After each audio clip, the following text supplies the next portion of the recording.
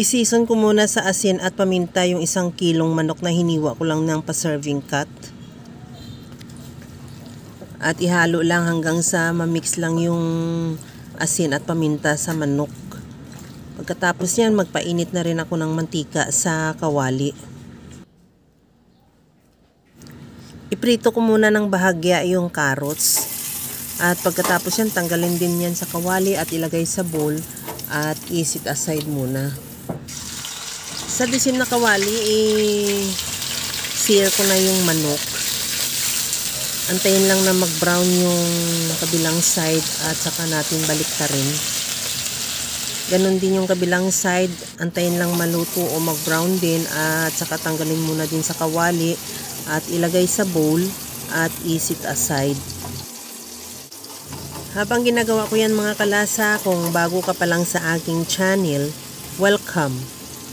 At huwag kalimutan mag-subscribe at i-click ang bell button para sa mga notification.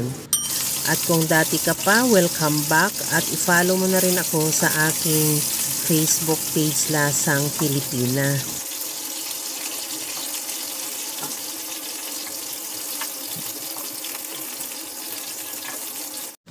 Sa disim na kawali, tinanggal ko lang yung excess na mantika at naglagay na rin ako ng mga 4 tablespoon na butter. Tunawin lang natin yan at igisa ko na yung bawang hanggang sa mag-brown.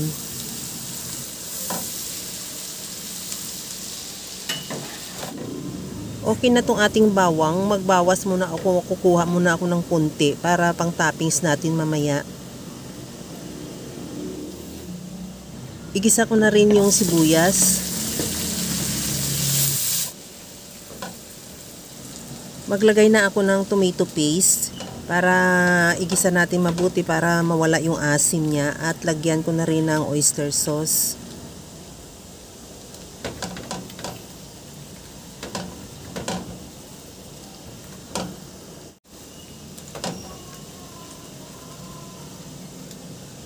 Maglagay na rin ako ng paminta. Hindi na ako maglagay ng asin dahil nag-asin ako kanina doon sa manok. Baka umalat.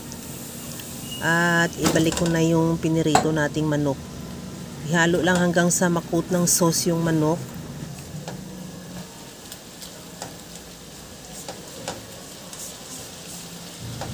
Okay na tong manok. Maglagay ako ng calamansi juice. Lagyan ko na rin ng liquid seasoning. Kahit anong seasoning naman available sa iyo, pwede rin chicken powder or granules.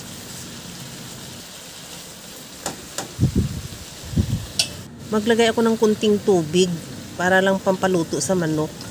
At ibalik ko na rin yung carrots. Takpan ko hanggang sa maluto lang yung manok.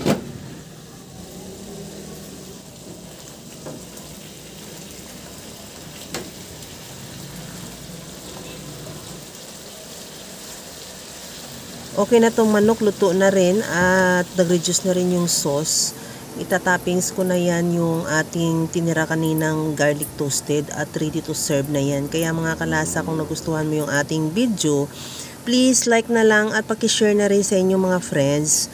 At kung bago ka pa lang sa aking channel, subscribe na at i-click mo na rin ang bell button para sa mga notification. Okay na tong ating buttered garlic chicken. Hanggang sa muli mga kalasa, thank you for watching. Bye-bye!